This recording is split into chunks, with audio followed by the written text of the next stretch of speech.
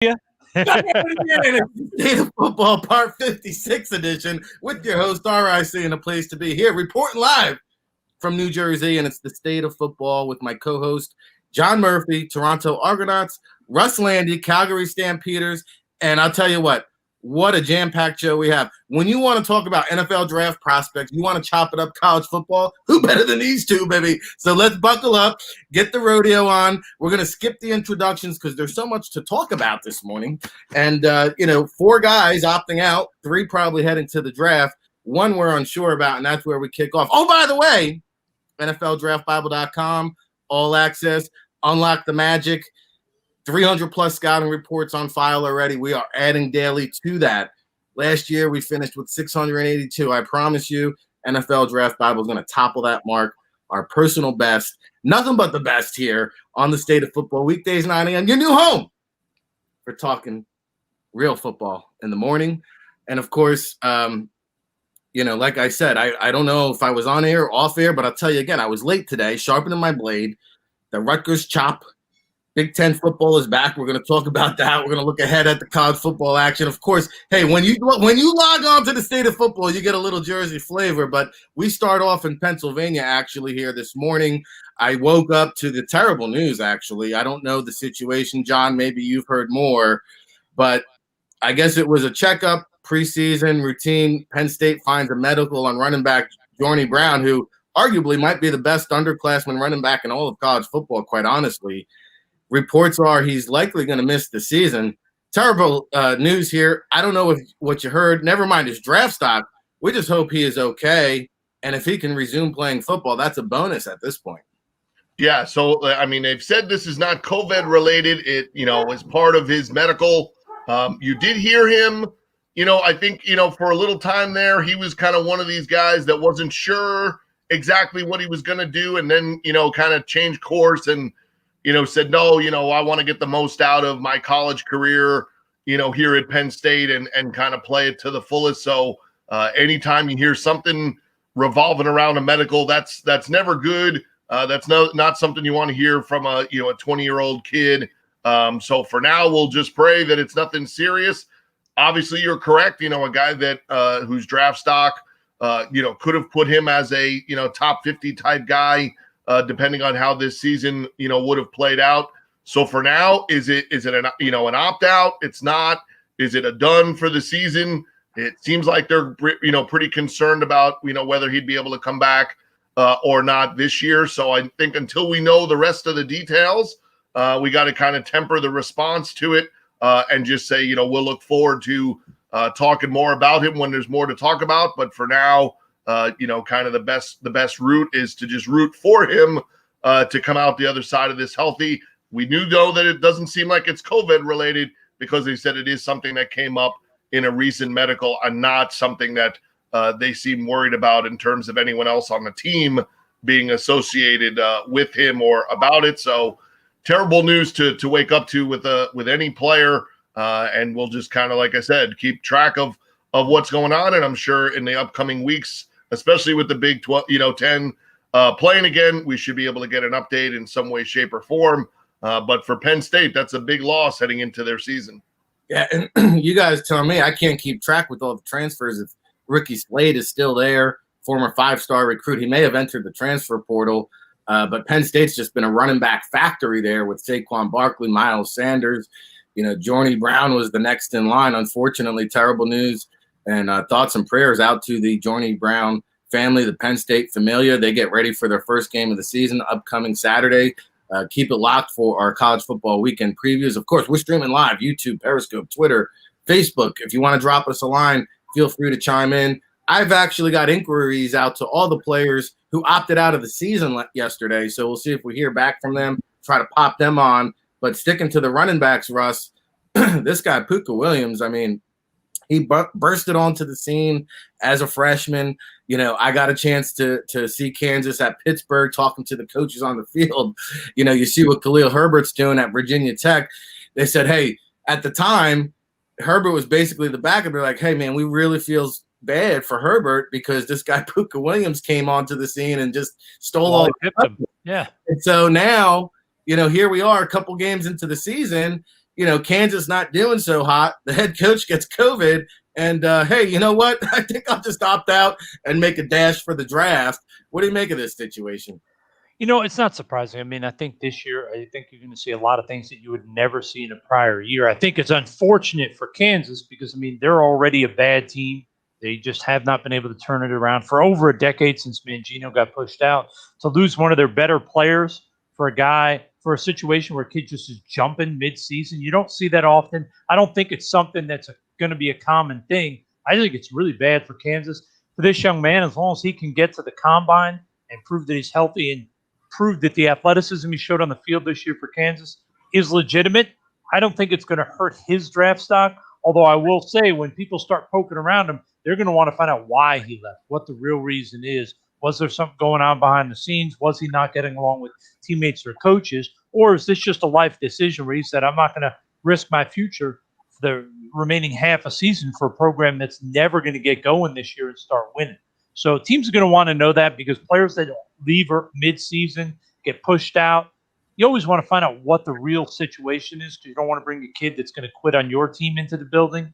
But at this point, we haven't heard any of those things in terms of that he's doing it because he's got any issues with teammates or coaches. So you just hope that this works out for the kid. It's a little bit risky, though, to me. We're being nice over there now. You're being nice. They suck. I mean, in all capital letters. They do agree, but it's not like this is new. We've sort of grown accustomed to it. This is bad. They've been on a downward trend. And no disrespect, because we're still trying to figure out, maybe Russ, who's smarter than both of us, or at least me, figure out what a Chanticleer is. When you started your year off by getting just drilled by Coastal Carolina, and now that happens 2 years in a row. I mean, you went there with a chip on your shoulder as Kansas, and you couldn't muster up to beat the Chanticleers, which, again, like I said, let us know what that is. Exactly. I think this week. He's smart for coming out and saying it's family and health, and I'm going to go home to be with my family, and things like that. But I mean, I think at the end of the day, in all honesty, he's going to just have to admit, if not publicly at the combine, privately to the teams, hey, I'm 5'8", 170 pounds.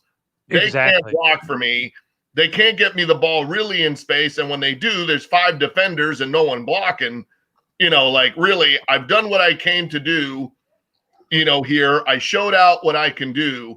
And the whole thing is, it'll be really interesting to see with him who he signed with as an agent to know how much influence or was there influence there to say, hey, I have your grade for you. Because this is what we were talking about in terms of happening in January, right? Like, is there going to be a declared date for the seniors, and then are they going to have a different date for the guys that are playing in the spring to opt out and be in the draft, right? When I was at the game the other day, SMU and Tulane, the 6 scouts that were there from the different teams, that was a major question in their minds because they're saying, hey, due to these kind of new rules, doesn't everybody who's going to be eligible for the draft this year almost have to declare that they're in the draft because they're going to have an extra year?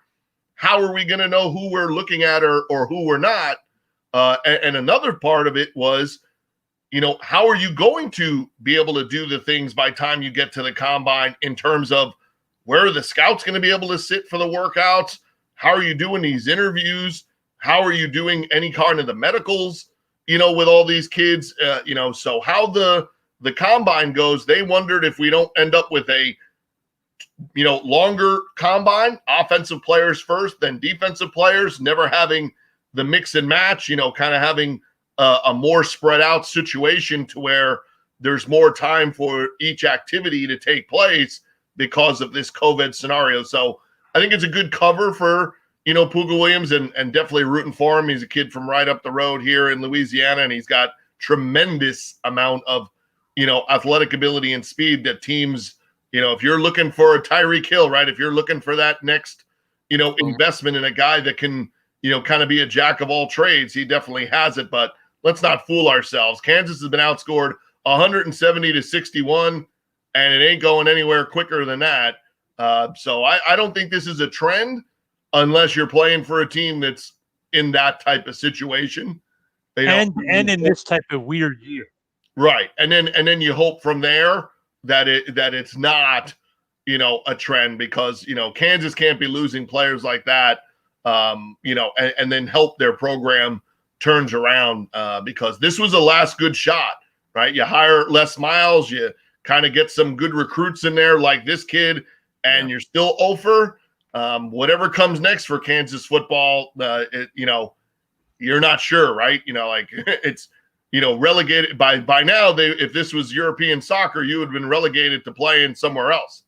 Well, do you think that Kansas still thinks back and says, man, if that video of Mangino getting in the argument at the Little League baseball game or football game, whichever it was, do you think they look back and say, man, if not for that, he'd still be our coach and we'd probably be winning 8 or 9 games? Because he had them rolling.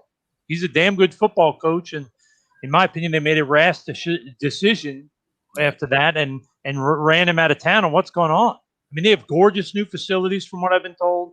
They put a lot of money into the football thing there, and they just can't get it going. It's really a shame. And the Mad Hatter, I mean, he pulled a rabbit out of the hat. He got a reality show on ESPN. I mean, you get drawn recruits, like John said, but you can't win a ball game. Let's be honest. You just lost a day 3 prospect to the draft. I mean, I'm just being honest. Puka Williams, you're a day 3 guy right now. Yeah, I mean, maybe he moves up, but yeah, he probably is. I mean, there's a lot of guys similar that are going to be in the draft. Here's the one question. How would it work if the NFL doesn't change the date and they say it's still January 15th? Would the NFL do something along the lines of kids can declare, submit their stuff, but the NFL will not release those names so a kid can play in the spring as a junior, and then when he's done, he knows he's eligible? You know what, Russ? It seems like the NFL is reinventing the rules with the punter there, Turk. Now there's a kid from Rutgers. He signed with an agent. Nico Collins is a guy we're going to talk about next who, reportedly is not on the Michigan roster. Jim Harbaugh, Coach Harbaugh there said, hey, he's not on the roster right now. We don't know what his status is, but all reports indicate he will not be on the Michigan roster. And John, again, I don't know. I know he signed with an agent. I don't know if he's waiting or biding time to have the NCAA make a judgment call here, or he's just straight up declaring for the draft. But here's a guy now, when you take a look at the national grades coming into the season, Nico Collins was at the top of that list. Yeah, I mean, he's a guy, 37 catches for 729 yards. I'm not great in math, but that sounds like it's a pretty good average, per. So 20 yards per catch at 6'3" and change, 215, probably mid to high 4.4s. That's going to do some damage, for you. And I think also could have used this season in all reality. I don't think, he can have whatever grade he may or may not have had.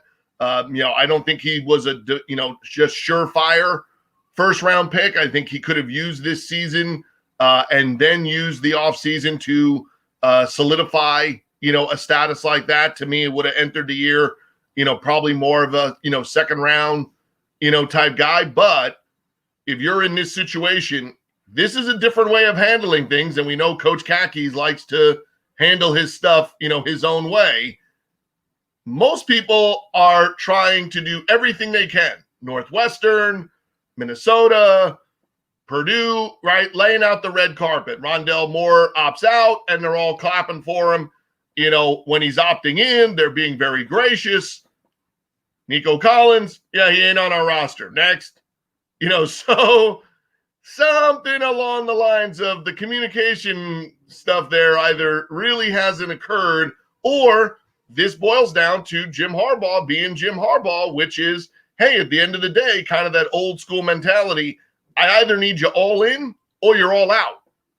And this might be more of a message to his club, in terms of what they do have, because, to a lesser degree, they lost Dylan McCaffrey, who opted out and went to the transfer portal.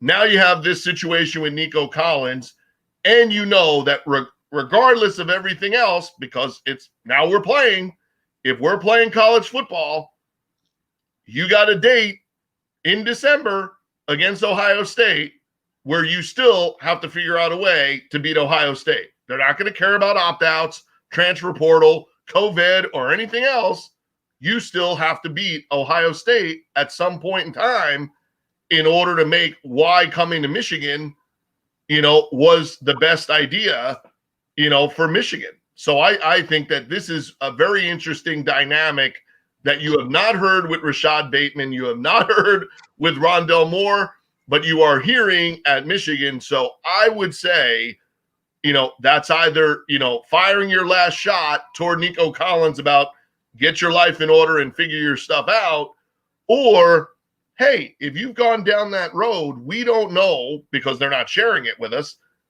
what exactly you're having to do to opt back in if you've signed with an agent. Do you have to prove that you've given the money back?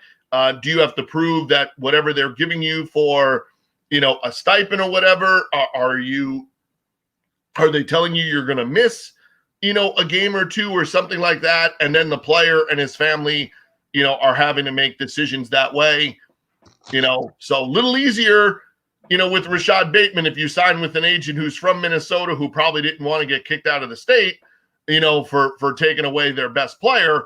Little different if you're Nico Collins and, if you have that kind of information, right, if it's floating around the internet, what your grade might have been. There's, some people in the business these days who are writing some good checks, for first and second rounders. Wouldn't be surprising to think that, Nico Collins probably has a lot of now off the field things to deal with in order to get back on the field at Michigan. But different approach, not surprising that Jim Harbaugh would take that approach. But if I'm a Michigan fan, I'm not too sure I'm seeing Nico Collins playing for the Wolverines again. No, and yeah, go ahead, Russ. I was going to say, but here's the question. Is it really Harbaugh, or is it this young man looking at it and saying, hey, a lot of guys are getting hurt.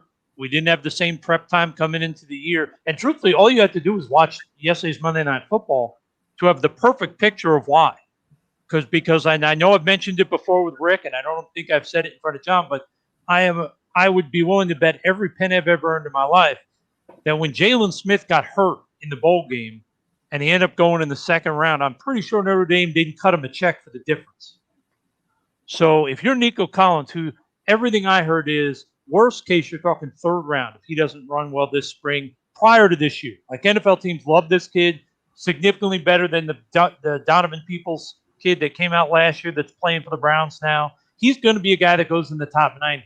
Well, do you risk that you could go in the top 90 to come back and play in a shortened season where there's a shorter prep time, probably a higher chance of getting injured? Or do you say, you know what, I'm an elite player. As long as I can stay healthy, get to the combine, maybe the Senior Bowl if he's already graduated by the end of this year, do those things, he's got a chance to be a first-round pick. I mean, I think he's a phenomenal football player and going to have a long career as a receiver. Why would you take that injury risk in this year? In a normal year, going into your junior or senior year, you have that chance to get a full offseason in, get in the best shape ever. This year, it's so different. I don't see why these elite players are even risking it. To me, it's a gigantic risk to come back and play 6 or 8 games when you didn't have that full prep time, especially for places like the Big Ten and Pac-12 where everything was delayed, so they didn't get that normal off-season readiness. Well, I think 20 years ago, if you were a first-round lock, there was no doubt about it, declared to the draft. In my opinion, it seems like if you even think you're a top 100, 50-50 chance, I'm just going to opt for the draft. And that's just I don't even think it's the COVID world. I think it's the modern day world. And I agree, but I think this, just because of how weird it is this year. I get it. Yeah. And by the way, Tariq Black, highly recruited out of high school, transfers down to Texas. What an opportunity would have opened up if he had just stayed put at Michigan, who, oh, by the way, plays Minnesota. We'll talk about that later on. But, I'm going to go the other way. I kind of disagree with the two of you here. I think this is a trend we're going to see a lot of. I think this is just the beginning, because DeMonte Coxey now of Memphis, another wide receiver, he opts out 4 games into the season, says, bye-bye. And, whether it's injury or not, I think the post he put on Twitter is family over everything. Yep. Okay? So, in other words, if my team's out of it or I really don't have anything to play for, players are finally starting to say, hey, you know what? Here's the middle finger salute. You're not looking out after me. I agree with you, Rick. The thing that I think will keep it from ever becoming just a guy regularly leaving midseason is you'll see one or two guys that are quote unquote elite college guys opt out because they feel they're elite, sort of like Brandon Browner when he came out early because Kuiper had him as a top 10 pick. And then they go through the process and two or three of these guys don't get drafted. And all of a sudden, players going to say, you know what, I better play my whole season, put the best film out there. So I agree. I think you may see more guys coming out early. I just don't know if you're going to see mid-season things because I do think that although in some cases, like this year, there's a lot of weird stuff, oftentimes when guys do that, there's another reason. It's not just opting out for the draft. There's often they're not getting along with their coaches. There's something else going on. Because remember, you don't get to be a high-level college guy that's going to get drafted in professional football without having your innate built-in competitiveness. Not many of those guys that start and play that final year want to quit midway. I don't think that's inherent in most of these kids. Now, I agree with you. Sometimes that's going to change, but I think that's a hard thing to do to some of these kids because that if they didn't have that innate competitiveness, you wouldn't see guys chasing it for 6-7 years, coming to the CFL, playing in the XFL, playing arena ball for like nothing in the arena league. It's that innate competitiveness. So that's the one area I'll disagree. I think more guys will come out early. I just don't know if you'll see more mid-season stuff in non-COVID years. Yeah, I think a lot of what's going on is going to trend in the direction of what we were talking about leading up to last year's draft. When that axe fell in March, and all of a sudden there goes pretty much 90% of the pro days. Yep. Right? When 90% of the pro days goes out, what happens? There's nothing to talk about. There's no information. There's no water cooler talk. And there's no chopping it up while you're standing there waiting for the dude who for the 14th time stands up and, tries to get himself, ready to run his 40 time at the pro day circuit. So we're not, and no one else was sitting there having those conversations about, hey, what'd you think yesterday at Memphis? Hey, what'd you think yesterday at App State? Hey, what did you think of that so-and-so guy? We're having the same issue now that you've seen all those grades and stuff that's been all over the internet now for, 2 months, right? I mean, Nico Collins, if he didn't know where he stood, he could have read it on the internet, and seen where he thought he stood.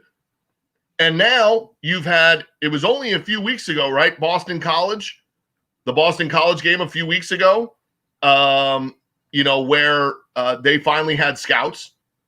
Then the SEC has had a few games with scouts. Then, like I said the other day, there were 6 teams out at Tulane, for their game. Well, the agents are semi in a little bit of a panic type mode here because they're not really sure who should they be looking at, who should they be calling and starting to sign. So I think the trend with these guys is going to be that at a certain point in time, the risk reward of what somebody's been offering me since the summertime when I could have opted out, when it reaches kind of that level of risk reward, Puka Williams because of his team, DeMonte Cox being slowed by injury, and they have other players, and you've already seen your teammate opt out, who's a draftable player.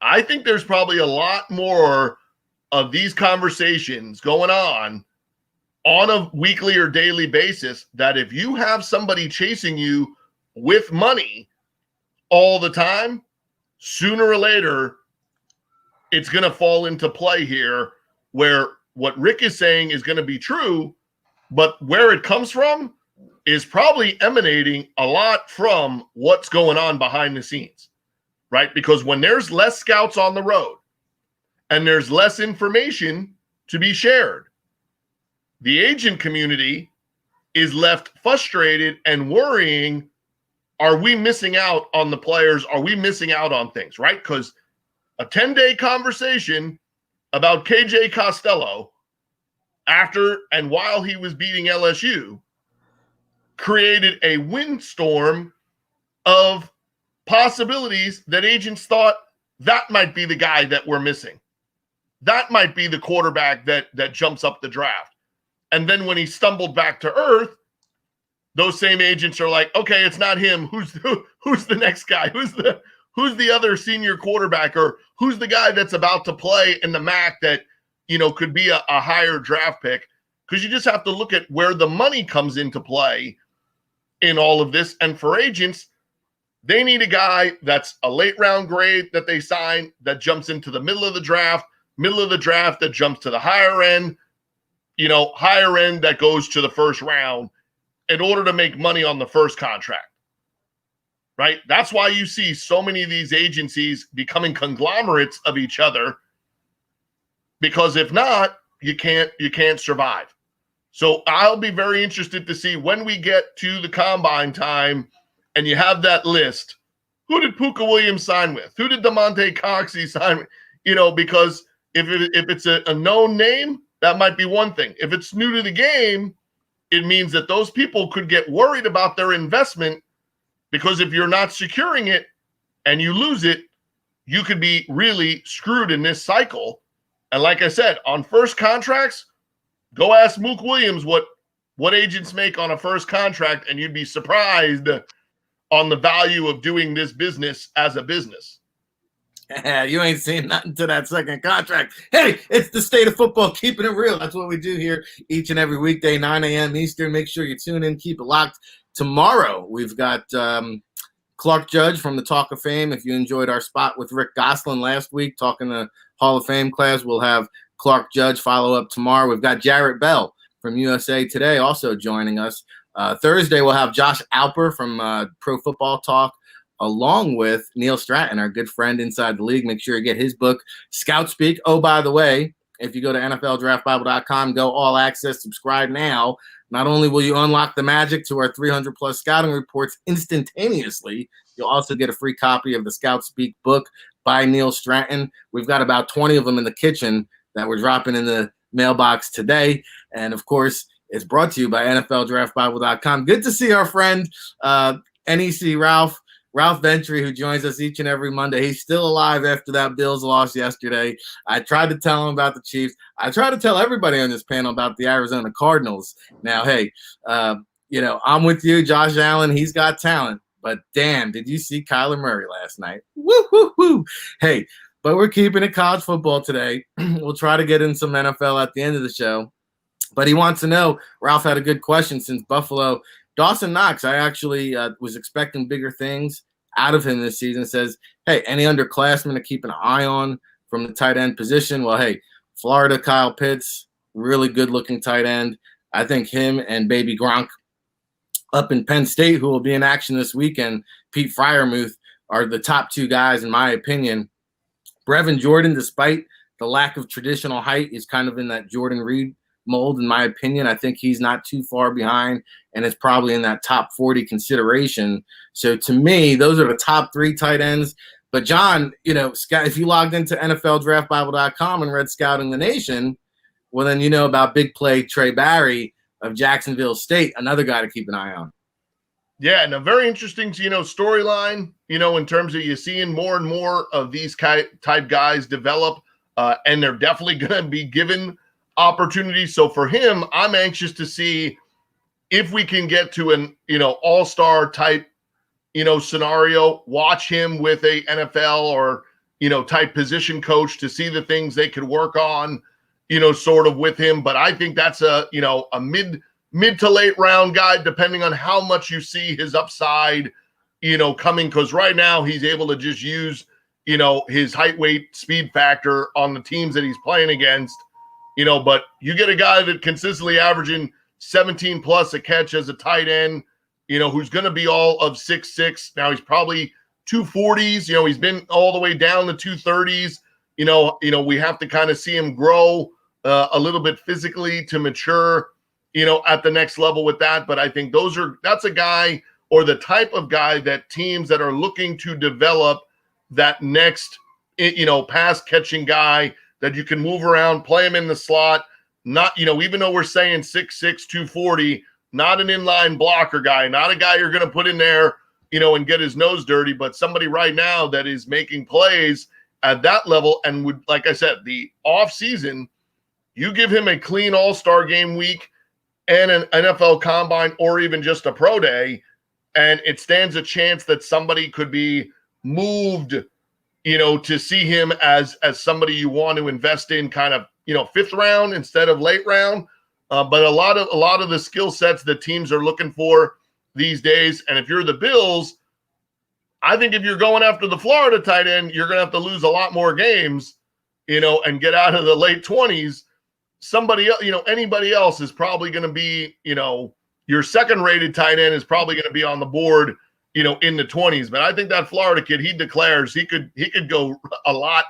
He'd go top 10 if he wanted to, because there's just so much talent there, to watch. And you're watching Kels last night and the damage he's doing, there at that position. And that's the kind of player you would expect, at times, for the Florida kid, is showing you he can be that type of dynamic receiver at the college level. If he can do that at the pro level, that's the kind of guy you're getting. Yeah, he's a mismatch, no doubt about it. And I was going to say the Bills need to learn how to stop that tight end. Yeah, no doubt. But here's the question: everybody's been talking about the Pitts kid because he's in Florida. What about the other kid in the SEC? What about the Yeboah kid? I mean, this kid may not be as dynamic as Pitts, but I mean, he when you watch him play, he's stiff, but he's got good hands, runs well. He's a thickly muscular kid. I mean, he's not going to be a first or a second round pick, but if you're in that third to fifth round and you're looking for a guy that you got a chance to develop, he's an intriguing guy with good hands, has really good body coordination, ability to make tough catches. He's just a little robotic when you watch him run. You can see that there's some stiffness in him, but yeah, if you're not going to get Pitts in the top 15 or 20, and you're looking for a developmental tight end, this kid might be an interesting guy on day 3, at the top of day 3, to throw a dart at. Yeah, also that Texas A&M tight end, Weidermeyer. Yep. He's like the poor man version of Pitts, right? So I like his upside and potential. We're talking NFL draft stock now, taking a look back at the weekend that was. Of course, if you read Scouting the Nation on NFLDraftBible.com, we probably brought you over a dozen names that you need to know. Obviously, players that the mainstream media just doesn't cover, because that's what we do here at the NFL Draft Bible since 2002. Make sure you log on, subscribe, become a disciple today. Go all access, get the Neil Stratton book, Scout Speak, and get on board if you really want to be in the know. Hey, it's what we do. Anybody else from this past weekend, Russ, that you want to discuss that jumped out to you? Well, I was watching that Ole Miss game, and you see the underclassman Ely, who's just a phenomenal football player, sophomore, running back, receiver. I mean, love to see this kid get a chance at the pro level, but it sounds like this kid's going to be playing center field somewhere, earning guaranteed money rather than coming over to football. And how about their receiver, Elijah Moore? I mean, not a guy that's getting a lot of national publicity, but when you watch this kid play, I mean, routes are strong, got a burst out of his cuts, catches the ball cleanly, will go in traffic. I mean, there's a lot to like about this kid. He's not going to be a first-round pick by any stretch, but I think when you're looking for that slot guy who can move around, can catch the ball in traffic, he did a lot of good things for Ole Miss in every game I've seen this year. Very intriguing player. I think he's got some potential and upside to maybe crack into the bottom of day 2. I'm not saying it's a sure thing, but I think he's got a lot of the tools to jump into that second, third round if he continues to play well and stays healthy. Hey, just a reminder, you're tuned in to the State of Football here, Part 56 edition. Weekdays, 9 a.m. Eastern, your new home for real football talk in the mornings. Hey, check us out Saturday mornings now, too. The NFL Draft Tailgate Show, 10 a.m. Eastern. It's a college football pregame with a NFL Draft Slam.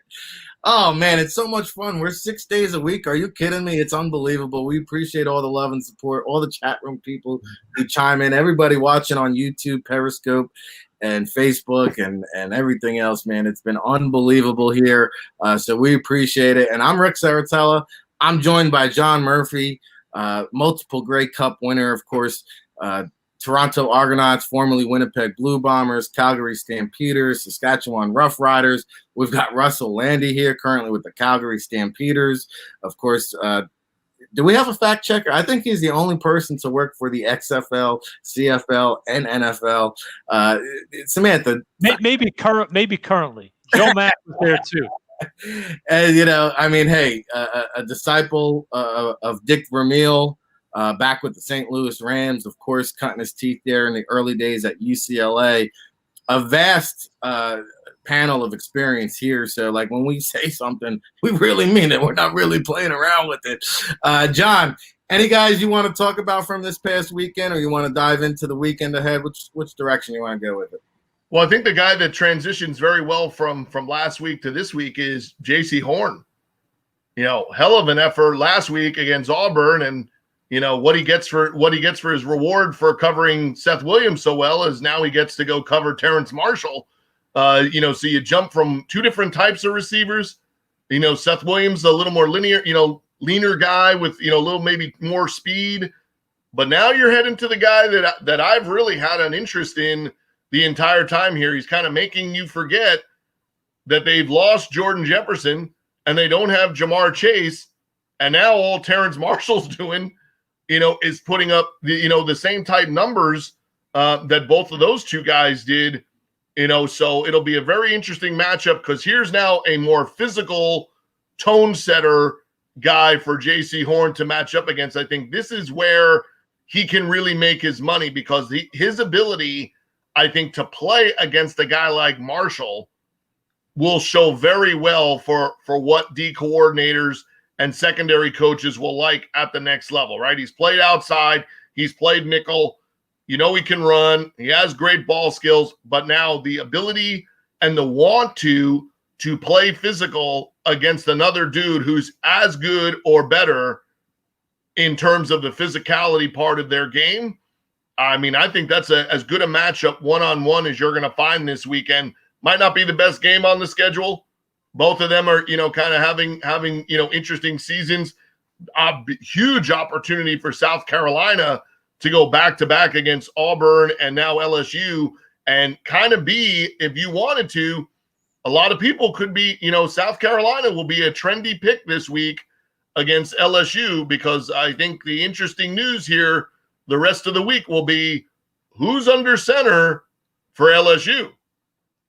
And so there's a possibility here that with a bye week and the way Orgeron controls his program, that they've done a very good job of keeping the injury status of Miles Brennan to a minimum. But there's a real possibility there that, either they're doing it and doing a really good job, or there's something really significantly wrong medically with Miles Brennan. And if it is, you're going to get an interesting duo there because B.J. Finney is about Jamarcus Russell size, 6'6", 240, young kid that has a huge arm, and it'll be just kind of interesting to see young guys, with those big arms. They're not always as accurate. He's also a kid that needs a little work, on the footwork part of things. But the intriguing guy is Max Johnson. Now, that could sound familiar. There's a lot of possibilities, and it is, in fact, Brad Johnson's kid, and he is a super athlete. He is a 4.6 range, 40-time kid who can really run with the football. He's also a lefty. He's done some interesting things against the first-team defense at times. If Max Johnson is in the game on Saturday, there might be a little interesting-looking offense, compared to what we've seen out of LSU so far. So, hey, you wish Miles Brennan the best. You don't root for an injury. There's a chance that if one of these other two kids play, Miles Brennan might have a hard job getting his job back if it goes the right way. Wally pipped would be the phrase for that. Of course, Miles Brennan played through a torn abdomen muscle this past week, I believe. So I wasn't aware of the Max Johnson, Brad Johnson relationship. Always loved me some bloodlines there. Always love us some international action. We're going worldwide here, and I would say I would give you a shout out in the chat room if I could read Arabic, but I can't. But the question is, who's the best football player in the world? Leo Messi? Cristiano Ronaldo? Robert Lewandowski? Zlatan Ibrahimovic? What do you think? We can't go international on you? Believe you me, I got an answer for you, Mr. Arabic. When you have one name and one name only, and some of these guys look like they might go by one name, but there's no bigger brand than Ronaldo. If you don't know, now you know. When you just need one name, that is who the best football player in the world. And don't forget about Mr. Kyler Murray. Did you see those Arizona Cardinals? It might go right into the Super Bowl. You heard it here. I'm just saying. All right, chop and shop. Russell Lande, John Murphy. Russ, Big Ten kicking off. I'm excited about it. We're going to talk about all the Big Ten action on the NFL Draft Tailgate Show on Saturday, 10 a.m. Eastern. You know, that's where I'll get my Rutgers chop in. But who are you looking at this upcoming weekend? Well, I mean, obviously everybody's going to be wanting to see Justin Fields. I mean, this is the guy. Everybody already saw Trey Lance plays one game this year, and we've been seeing the kid at Clemson just killing it and sort of staking his claim to be the top guy. But everybody says Justin Fields is the next guy. Like, he's the guy that's really going to challenge to be number 2. Let's take a look and see if he really is that good of a quarterback. I think that this season you're going to get a chance, even though it's a short season, to see what his skill level looks like. We get to see Rondale Moore, Bateman. Both these guys opted out, opted back in. Excited to see them. And how about going up to Minnesota? And although he's only a junior, how about the 400-pound offensive tackle? Dan, and I'm going to try to pronounce this, Falele, if I'm saying that even close to right. I mean, I don't think there's ever been a 400-pound tackle that's been even remotely successful in the NFL. The closest is probably Trent Brown out with the 49ers. But I'm interested to just see this kid, to see if he's improved, because technically he's been terrible. This is a kid that looks slow-footed to me, even though he is a massive man. I want to take a peek, see what changes he's made since last year. Has he lost some weight? Is he a little bit quicker? So I definitely want to take a peek at those guys. Moore and Bateman are special receivers. Moore is a guy that changes games when he has a ball in his hands. And in the NFL today, throwing the ball, 4 receivers, regular, this kid to me could be a special dynamic player. Yeah, I was trying to think, like, who is that big, tall offensive lineman we've seen in the league? And, like, we saw the kid at Senior Bowl flash at times, but he didn't really pan out and stick around. But Alejandro Villanueva, yep. And Trent Brown are probably your 2 tallest guys, 6'8". Yeah, but I looked up Villanueva, and he's only 320, so he's a lean 6'9". This guy is like a built 6'9", so he's probably a right tackle if he does stick. Obviously, that's going to be an interesting matchup because you've got Tanner Morgan as well. I think a lot of people think that he can kind of be in that mix as a day 2 selection. But, John, I mean, listen, at the end of the day, who's to say Justin Fields hasn't made this Joe Burrow type of improvement during the offseason? He comes out like gangbusters. Nobody was talking about Burrow. I mean, they were thinking about it this time a year ago as the number 1 pick. No one had Kyler Murray pegged as the number 1 pick. Who's to say Justin Fields can't run the table, win a national championship, win a heisman Trophy, set all kinds of records, and suddenly you're now saying, hey, Lawrence Fields, yep. Well, no. Yeah, I know one person who's not anxious to see him this week is Scott Frost. So yeah, there's no doubt. It could be interesting to see his improvement. There's a lot of stuff that goes into decision making, but when you run your mouth and talk about what you could do if they're not going to play, I'm going to play my own schedule. Gotta kind of wonder if this is what you got for talking it up a little too much, Nebraska. I don't think they're ready yet. Like we mentioned, Nebraska's had some really, really good recruiting classes and is on pace to have another one. Martinez against Fields, yeah, that's not an even playing field. You know, this could be a disastrous start, you know, for Nebraska. They could still play well the rest of the way. I don't think they're on the same level as Ohio State here. I think the thing with Fields, you know, and it's not, you know, something he has control over, other than you answer questions your own way, you're your own guy, your film's going to speak for itself. You know, you're going to have some of the questions of the Ohio State quarterback stuff, you know, and the other thing is that for his sake, what he does well is Haskins, for all his size and what he appears to be a prototype, was not a vertical passer as much as you would have liked to see at the college level. Justin Fields is a different type cat, different type guy. I think the best thing Fields could do, if you could do what you've seen in the NFL game with Josh Allen, you are athletic enough to do some things. You are athletic enough to make, you know, some spectacular plays with your arms and your legs. If you could do that this year more from sort of the pocket, sort of if they would use him, moving the pocket, but allowing him to have more of a first, second read, not just take it and go. If he can establish himself as showing that pocket presence, use that athletic ability as more escapability in the pocket, extend the play, get it to your receivers, tight ends, and running backs, there would be that type of maturity to show NFL teams. Let them see what it will look like in the NFL, right? Because the one thing you're seeing with Joe Burrow is that he may have taken a few smacks, but he's extending the plays for the Bengals. He's getting the ball to his guys. It's not just one or two, right? I mean, it took him 5 weeks to figure out A.J. Green was playing, so he was getting the ball to a lot of other guys, and then he's using the offense to play to his strengths. I think if Justin Fields doesn't have to run the table, doesn't have to throw 40 touchdowns in 8 games, start showing teams what this will look like at the NFL level to get their comfort level up to where it currently is at with Trevor Lawrence.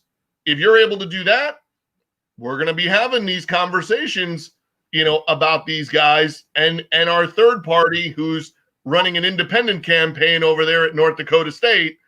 There will be some contrast there, for people. But if Justin Fields just does what he's done, he's still going to be in that conversation because there will always be a team that thinks, regardless of what else has happened, they have the right formula, they have the right game plan, for a guy like that. But if he can do that, it becomes very interesting. And I'm more excited to see if there is somebody in the Big Ten that pulls a North Carolina, right, that pulls a BYU, that comes out of that mix. I'm kind of hedging it's Minnesota.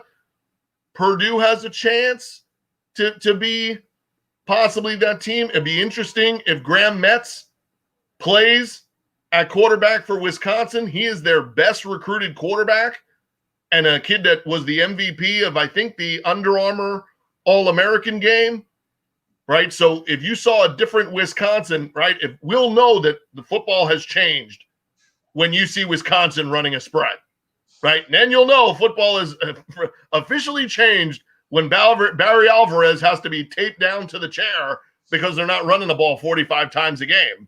Yeah. And stuff. But I think there's a Big Ten team there, that can kind of get in the mix. And I think the game this week that I'm all very interested in, very sad to see Devin Leary with a horrific injury last week at NC State. But NC State, coming off of 3 wins, having that desire to continue playing well at North Carolina, and North Carolina coming off how they played and how that game ended last week, 2 1-loss teams, this North Carolina season could go south in a hurry, if you get upset by NC State. But I think NC State's not going to just roll over without Devin Leary, in the mix this week. There's a couple of games like that, that are very interesting, right? I think SMU and Cincinnati, might be playing, and that's another, real interesting game. You have, 2 very good college quarterbacks playing against each other, but very different dynamics. Pass first club versus kind of a run option team there in Cincinnati. Somebody there is going to give themselves a chance to be right in that top 10, outside the top 5, range team. And the winner of that stays in contention, to take that spot. Yeah, don't look now. Cincinnati, I mean, if they run the table, they've got to at least be in the mix. I don't know if they sneak into the college football playoffs, but they got to be right up there and at it. And at least in the discussion. Yeah, right. And hey, you can always claim a national championship. Like UCF. Like UCF. Well, hey, you might think it's basketball season looking at the top 25, NC State, North Carolina, both ranked. And we'll talk more about all those games on the NFL Draft Tailgate Show Saturday. We've got a few minutes left around to play with here, and we saved it just for you, Russ Lande, because we didn't have time to get to it on yesterday's show. Our co-host, our special guest yesterday, Ralph Benchy, said, who the heck wants to talk about the Jets? Well, I do. Hey, I'm right there with you. I think not all is lost there. I know they're bad, But, the one thing I keep looking back to was I don't remember if it was a Monday night or Sunday night game when Darnold got hurt. But up until he got hurt, he made some good throws. He made some good decisions. I think when you keep hearing everybody talking about just dump Darnold, move on, I understand, hey, if you get the number one pick and you have a chance at an elite quarterback, you have to look at it like Arizona did and say who's the best. But it's not like I would be in a hurry to say Darnold is a complete failure. This guy in that game, he made some throws that made me think, all right, this kid's got a chance. If we could put some weapons around him and maybe coach him the right way. Well, they need a lot of weapons. Here's the remarkable thing, Russ. The question is, Joe Douglas what is he doing? Because Adam Gase now, he's got 8 losses by 20 points or more during his tenure as head coach. In fact, his career head coaching record is now 30-40. This is remarkable to me. 31 of his 40 losses for his career. 31 of 40 losses. He's lost by double-digit points. I mean, he's not even in the stadium. And I think the problem here is you can't just can him because Greg Williams isn't exactly a leader, right? So you don't really have anybody else to anoint here. But I just feel like they might wait till the end of the season. I just feel like it's dead man walking. It's inevitable he's got to go. The writing's on the wall. It's just a question of, and we know you got your finger on the pulse, who will it be? Will he go to one of his Eagles guys? Will it be a John DeFilippo, a Jim Schwartz, a Deuce Staley? Or is he going to go outside the box with the college football trend, try to get a Lincoln Riley maybe and go, explosive on him? Where does Joe Douglas go? What is he doing? Where's his mind at? And is Gase going to survive the season? Well, I think there's a good chance Gase will survive because I think, firstly, who else do you want to put in charge of that? Is your team going to really get better during the year by making the move on Gase? Can't get No, exactly. And I think Joe Douglas, I mean, I've only met Joe 1 or 2 times, so I don't know him well, but I know a lot of people who are close to him. And they say that he's a very pragmatic guy. He thinks forward. He's a guy that's trying to plan for the future in terms of that organization. So my guess is he's already told the owners, hey, we know we have to move on, but it's not going to do any good now. So let's leave the coaching staff intact. Let's prepare for next year. Let's get ready to make some moves. The one guy I would say you have to also keep an eye on is, what about Greg Roman in Baltimore? This guy has sort of developed an offense around a quarterback who is not a super accurate thrower, who's a tremendous athlete. I think that's a guy they have to look at. John, you mentioned Arthur Smith could be a guy. I also think Brian Schottenheimer is going to be a guy that's going to be in the mix to be a head coach this year. Seattle's offense is playing the best it's ever done under Russell Wilson. Brian is, and I've worked with Brian. I know Brian is an unbelievably smart guy. He was at the Jets once before. He's a great worker, and he's a natural leader. Brian is a guy that I think he's probably going to be a much better head coach than he has been a coordinator. I think the big thing is, to me, Joe Douglas, I'm guessing, if he is not telling the owner that they've got to move on from Gase, if he has not already told them that, then he could be putting himself in jeopardy. Because if he's trying to say that Gase can be salvaged and that it's not all Gase's fault, that could come back and bite him in the butt. Think about this. Every game, not just that the Jets lose, Gase looks worse. Every game that Tennessee wins makes Gase look worse because there's the quarterback Gase had for his entire show in Miami, and he's playing well. And you look at it and say, you're supposed to be the guy that develops quarterbacks? Do I want you to handle Darnold or Lawrence? He's an offensive genius. He couldn't get nothing out of Kenyon Drake. Devontae Parker was basically a washed-up bust, and Tannehill has got this resurgence now. I mean, John, I don't know what your thoughts are here, but I watched this guy, Fugazi, in his post-game press conferences. I mean, it's just a joke at this point. I don't know where the Jets go from here. Yeah, I mean, the couple of things, that they have going for them, which these are normally – I forgot my thought. But I would have got rid of Gase as soon as they made Darnold that sacrificial lamb behind that third-string offensive tackle with that whole pregame debacle. Yeah. Darnold out there to the Wolves, and you just got your franchise quarterback almost murdered. That was bad. And the fact that Becton got his card would not be working the next morning.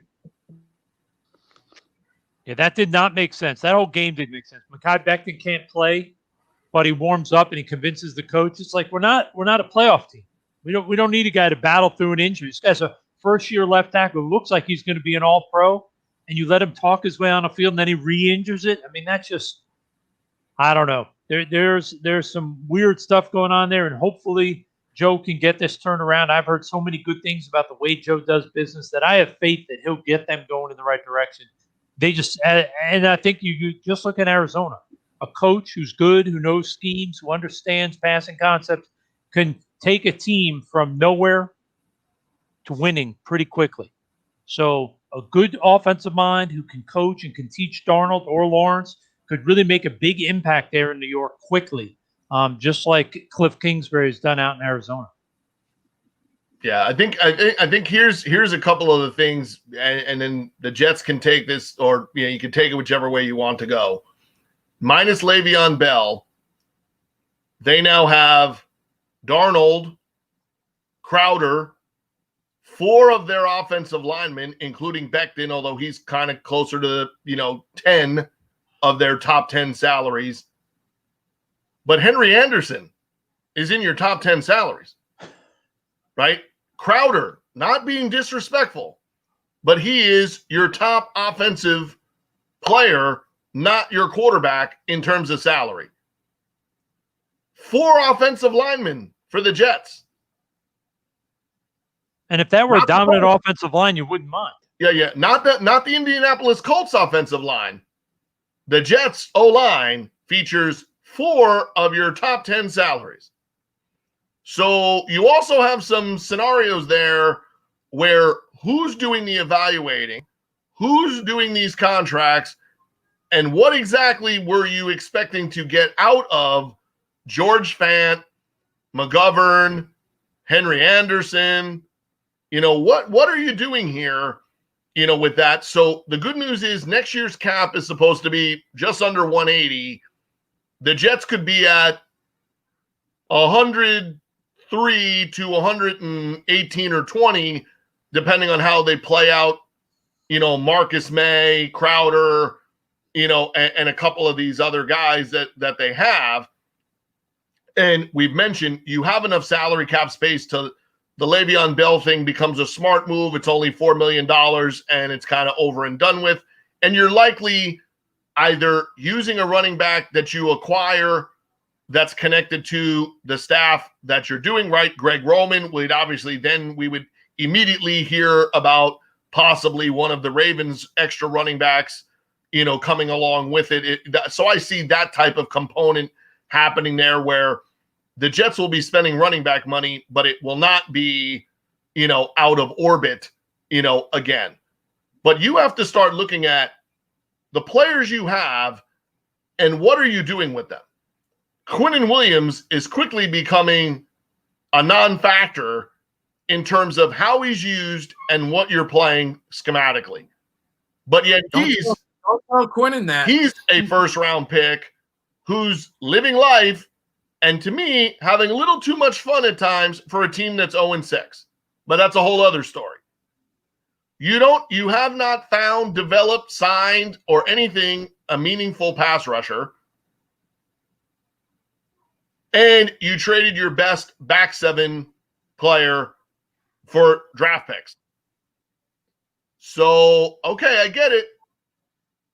But if your salary cap is the main thing you have going for you as a professional football franchise, then you really better trust, that Joe Douglas's name is not average Joe. Like, he better be above average Joe to deal and do with, the right things with this money. Because it's one thing to have space. It's another thing knowing how to use that space correctly. I got you. Thank you for that. Perfect. Yeah.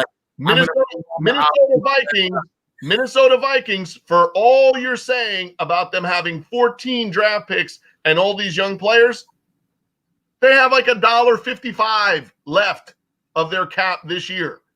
What's their record? Check this out. And hat tip here to Peter King of Pro Football Talk, who's, an okay person, but well-connected reporter, so we'll give him his credit. $112 million. I can't get a smile out of these guys today, huh? $112 million signed in the offseason. I thought it was funny. All right, here's how they spent it. You got to know how to spend it. So here's what they did. And oh, by the way, this is counting now $112 million through the 2020 season. Here's how they spent it. C.J. Mosley, $30 million. Le'Veon Bell, $29 million. Jamison Crowder, $18 million. Henry Anderson, $17.5 million. Brian Poole, $8.5 million. Steve McClendon, remember him? $5.25 million. Josh Bellamy, ever hear of him?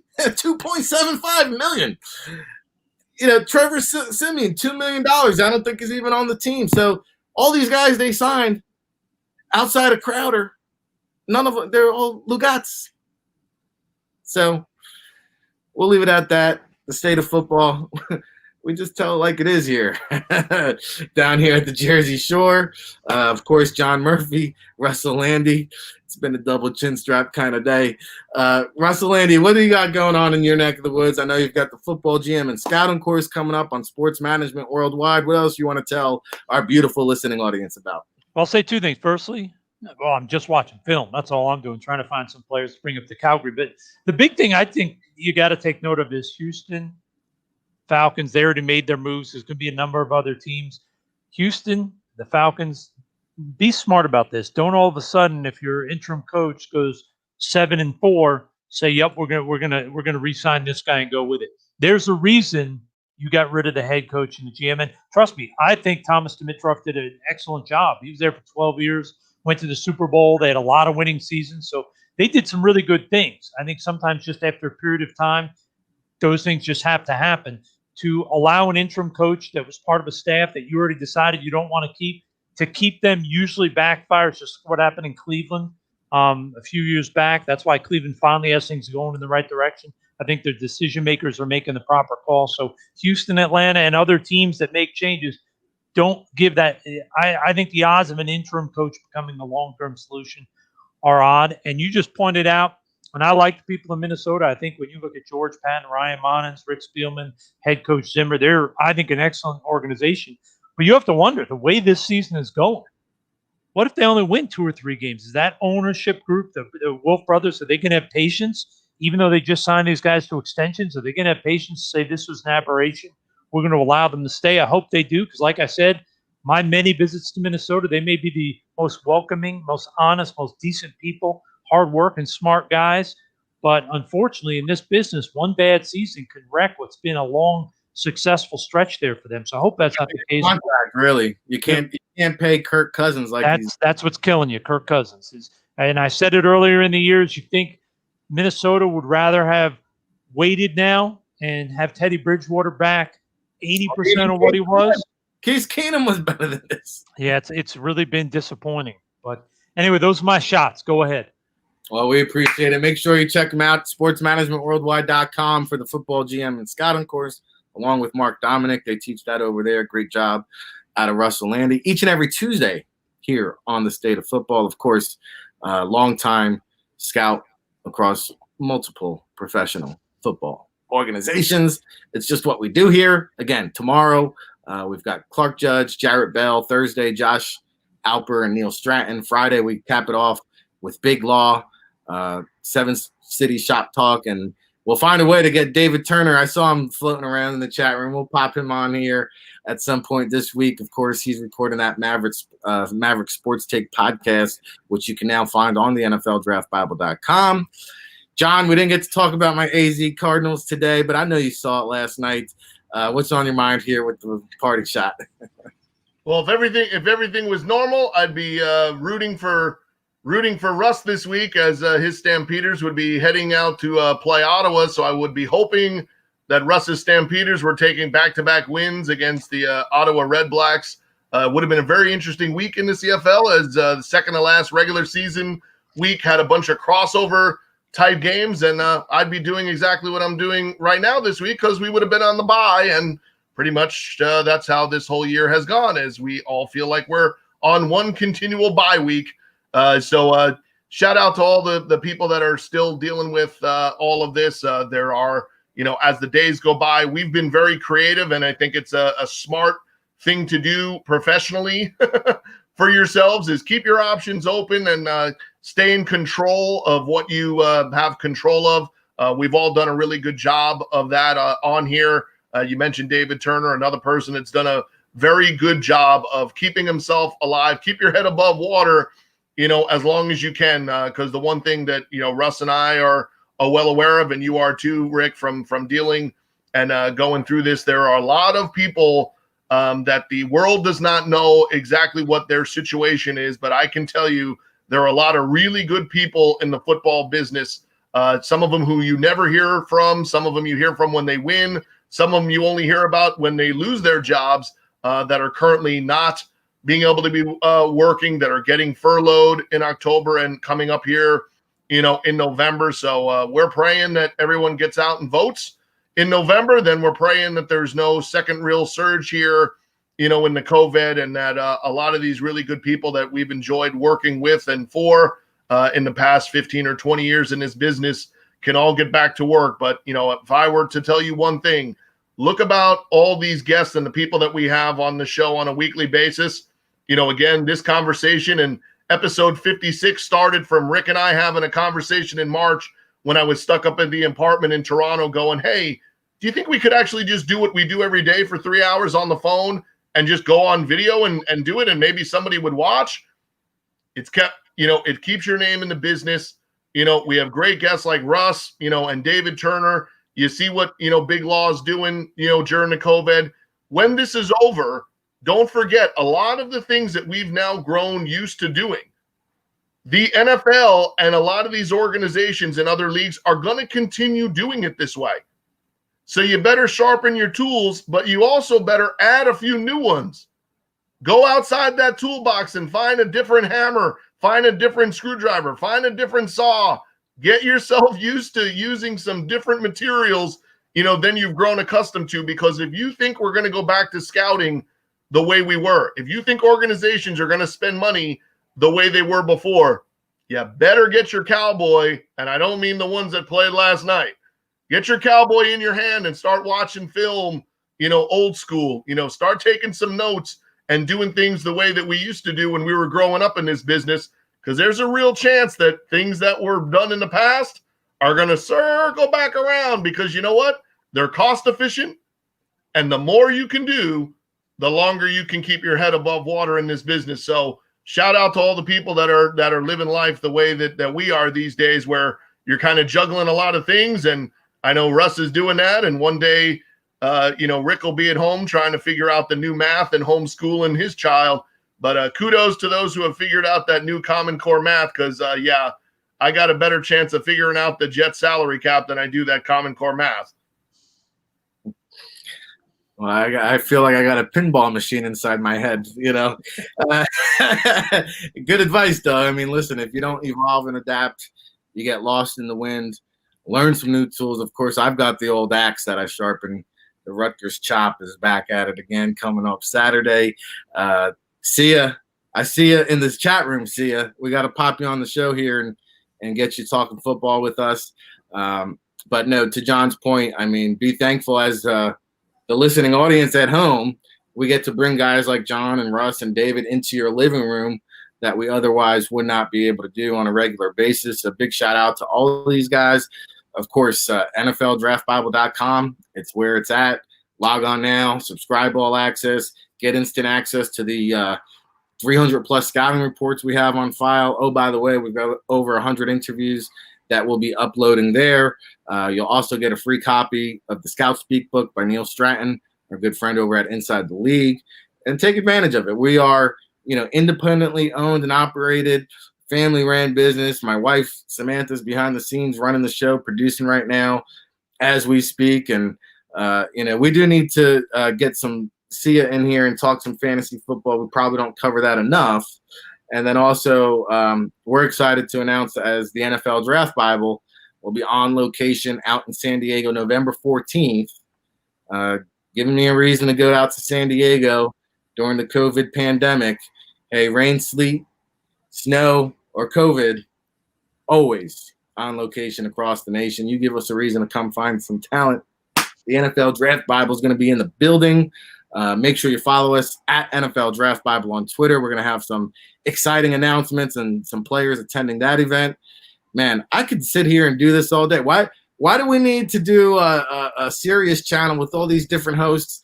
Give me, Russ and John, the microphone. We'll take you a good 10 hours. We'll wake up 6 in the morning and drive you home for the late rush power hour. Man, we could do this. But hey, tune in tomorrow, 9 a.m. Eastern. Tell a friend, share it, like it, drop us a review. We appreciate all the love, support. Of course, NFLDraftBible.com. We'll see you tomorrow, everybody.